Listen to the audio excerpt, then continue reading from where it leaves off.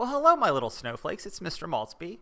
Uh, I just woke up from prom last night, and so I said, well, why not make a homework video? What could be more fun than that? And I was thinking, do I have any problems that involve the Enchanted Forest? And I said, oh yeah, the one with the tree. That counts. So let's just get to it. Let me clear some space. Maybe we'll see that again. Hey, questions A, B, and C are just kind of normal calculus stuff. We approximate IROC by working out AROC. And if you think about where would t equals 6 be, t equals 6 would appear between 5 and 7. So our average rate of change from 5 to 7 is our best estimate for the instantaneous rate of change. Oops, just kidding. Yeah. So the closest we can get to the slope at 5 is the average slope, or the slope at 6 is the average slope from 5 to 7. And we just plug in numbers, shebang. Let's go 2.5. It doesn't really matter if we use a fraction or a decimal, but since we have to interpret meaning, phrasing things with fractions is sometimes just kind of awkward for human beings. We're not going to get too fancy with what this is. We're going to keep it kind of strictly theoretical, that derivatives measure rate of change. The original function is the height of a tree. So we're just going to say the rate of change. And look, I'm not going to say the words. I'm just going to write it out. You have eyeballs. Take a look.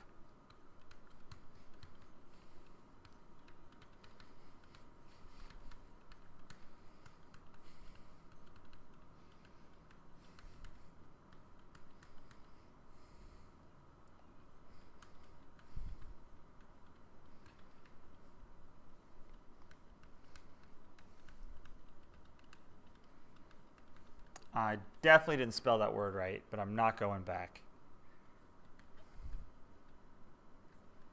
All right. Yeah, that's it. It's just the instantaneous rate and the height of the tree. You don't have to use words like approximately, but I like to, since we didn't find the exact value. We did an estimate. A word like approximately just respects that fact. Try to get that in there if you remember. All right, and that was it. Our next problem, honestly, we're going to be doing slope again, but for a slightly different reason. All right, let's bring back the board. Explain why there must be one time between 2 and 10 such that h prime equals 2. Hopefully by now, anytime you have to explain why the derivative must be a certain amount, it's a mean value theorem problem. What's a little bit weird is I think 9 out of 10 times, whatever they give you should be where you work out the slope. And when I first looked at this one, I actually got really stuck because I'm just so used to doing that. And it took me a minute to hunt for a pair of values that would have an average rate of 2, but they're in there. Let's just go ahead and box them up. These guys right here. That's a big box. So if we just do h of 5 minus h of 3. Yeah, in terms of like difficulty of the math, this is one of the easiest questions in the world. It's just you have to know what symbols mean. You have to know kind of what calculus measures. That's really all it is. The work itself, not too tough. This is 6 minus 2 over 2. I have done something wrong. I have failed. How have I? No, I haven't. This is 2. I have not failed. I'm an A+.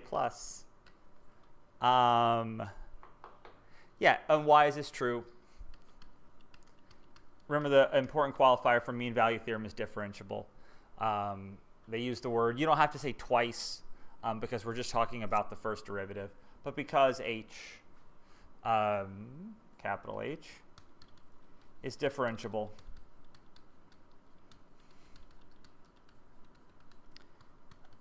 the mean value theorem applies.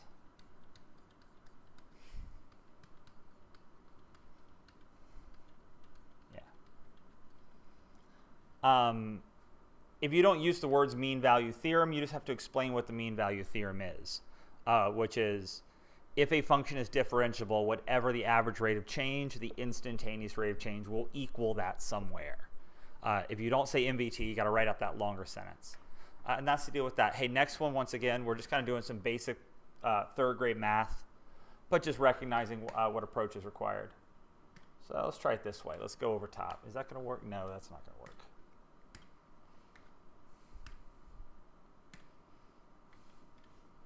Don't tell Miss Cruz, but I have snuck into her room and borrowed her pen. I seriously crept in there, went to her whiteboard and stole her pen because it is better than mine. But that is our hashtag secret. Trapezoid sums. So I cannot stress enough the value in just kind of annotating your table for doing left sum, right sum, trapezoid. It doesn't really matter. If we were doing left, we would use 1.5. If we were doing right, we would use a 2. But for our first trapezoid, we are using kind of the average of 1.5 and 2.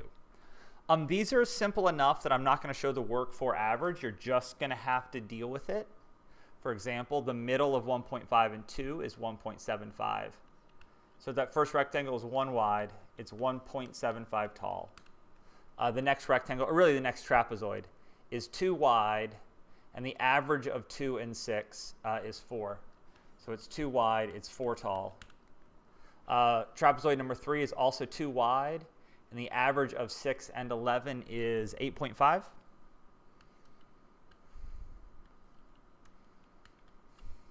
And the last one is 3 wide, and the average of 11 and 15 is 13. I'm running out of room here, so let's go 3 wide, 13 tall. And so this is just going to be 1.75 plus 8 plus 17 plus 39. Oh my goodness. I have to do math on stream, which is never good. 56, 9.75, 65.75.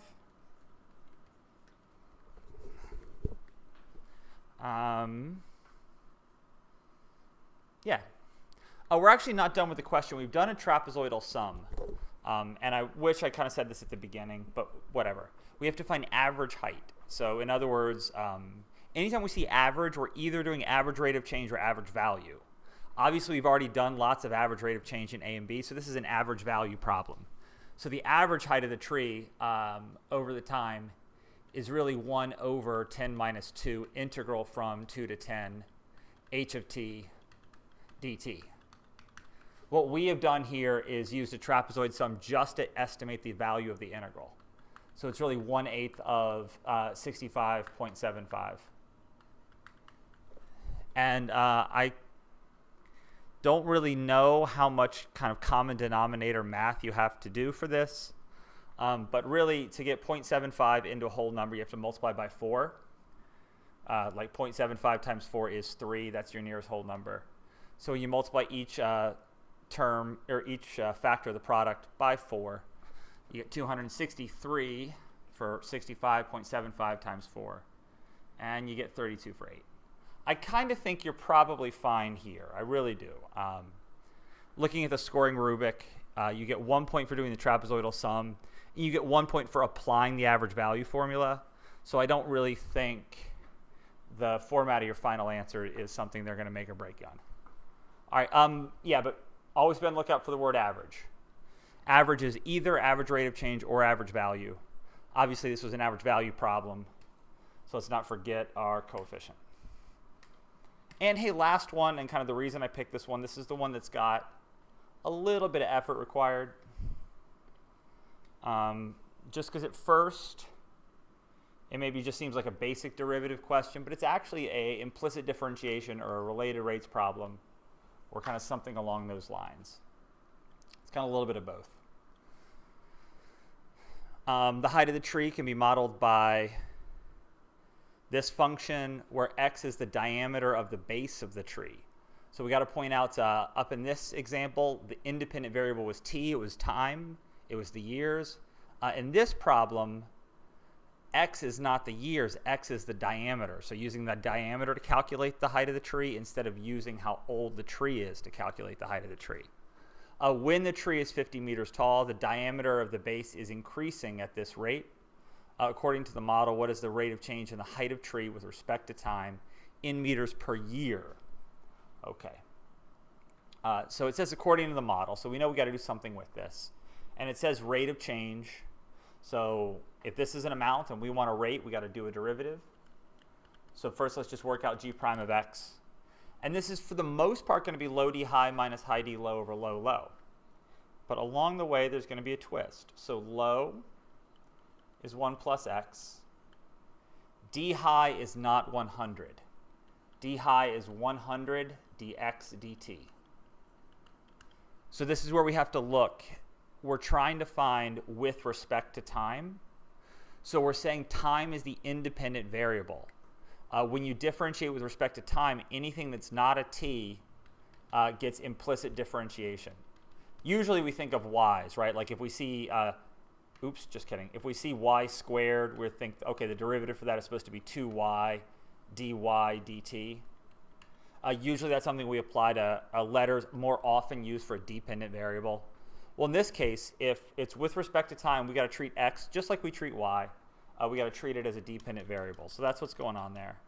And this will happen one time. You will have one question where you got to read the prompt and realize that what you think is independent when you're taking the derivative is actually dependent and actually needs implicit differentiation. It's going to happen, and just kind of be on the lookout for it. That's why I wanted to pick this question. All right, hey, and let's just wrap this one up. Let's go back to low d high minus high d low. So d low, well, the derivative of 1 is 0, and the derivative of x is 1 dx dt. So once again, we're getting implicit differentiation.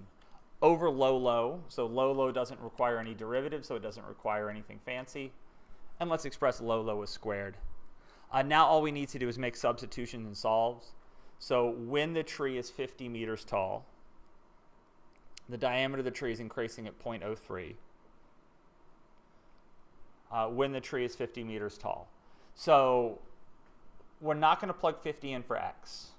We are going to plug 0.03 in for dx dt. We need to go on a little side quest and figure out what is x by using the original function to solve. So we have a 50-meter tree. That's 100 times x over 1 plus x. Let's cross multiply or multiply over, and we got 50 plus 50x. That's a 50. Equals 100x. All right. 50 equals 50x. X equals 1. I think that's right. Now we just want to go plug this in. Look, I'm not really worried about simplifying this because I know we're plugging in values. Anytime I plug in values, I don't worry about simplifying things beforehand. Things like 1 plus 1, let's just plug those in. 100 times, I think 0.03, is that right? Let me look. Yep, 0.03 minus 100 times 1, so let's just make that 100.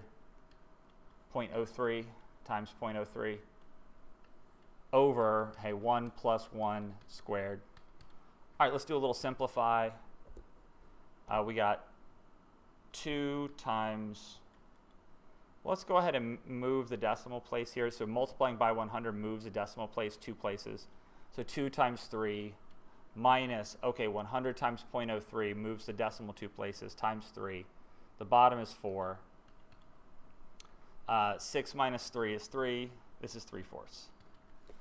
All right. I didn't actually tackle that problem kind of in the order I meant to. I meant to go down here and kind of figure out height of the or diameter of the tree first, and then talk about why it's implicit differentiation, and then maybe get into doing the derivative. But either way, just wanted to stress that out. The big thing there is, don't just kind of skim reading. When it says, well, I don't know, when it says things like this, look out for words like with respect to time, and then notice, hey, that's not a t, that's an x. And that's why dx dt was needed for the derivative. Okay, that's it. That's it. All right, remember, Monday is not senior skip day. Not that you're going to be seeing this before like Tuesday or Wednesday or Thursday or Friday or next week, but hashtag School Monday. Right. Hashtag only 77 days of school left.